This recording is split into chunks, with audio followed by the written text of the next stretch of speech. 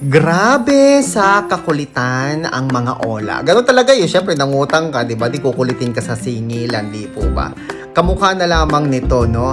Nakakapagtaka po kasi iba yung sender, iba yung pangalan ng sender, at iba din yung amount na sinisingil niya o iba din yung platform na pinagsisingilan niya. Para siyang third-party collecting agency.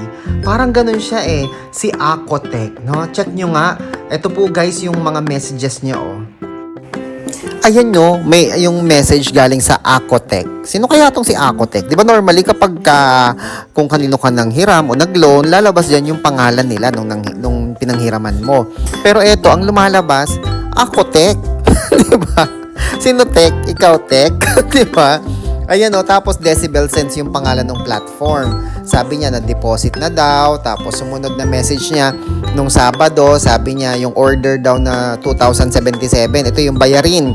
Due na daw ng October 23, please prepare fund in advance, no? So, 4 days before or 3 days before, talaga nagre-ready na sila, nagme-message na sila. At nag-message na naman, your order of 2,077 will be due on October 23. Ayan, okay lang naman, no? Sana wag na silang tumawag pagka ganyan. At sumunod, yesterday, kahapon, ay 22, your order of 2,077 will be due tomorrow. Please make this repayment on time.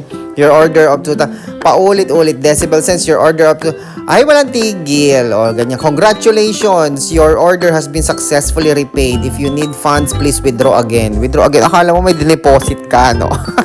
Parang ganun yung nangyayari, eh, no? Ngayon, may nag-message, ay hiram. Si Acotech pa din, pero may ay hiram na sa simula. Borrow again the best deal, credit limit. Ngayon, pag pinindot mo ito, app not available, o diba? Hindi pala available. No, diba? Kaya nakakapagtaka eh. Ay hiram, tapos Decibel Sense, diba? Ano yan, isang kumpanya lang o itong Acotech na to isang third-party collecting agency na sila yung in charge sa paniningil, pangongoleksyon, sa mga online customers, no? Ola customers, no? Kayo rin ba? May nagme-message din po ba sa inyo ng kagaya niya? Please comment down below.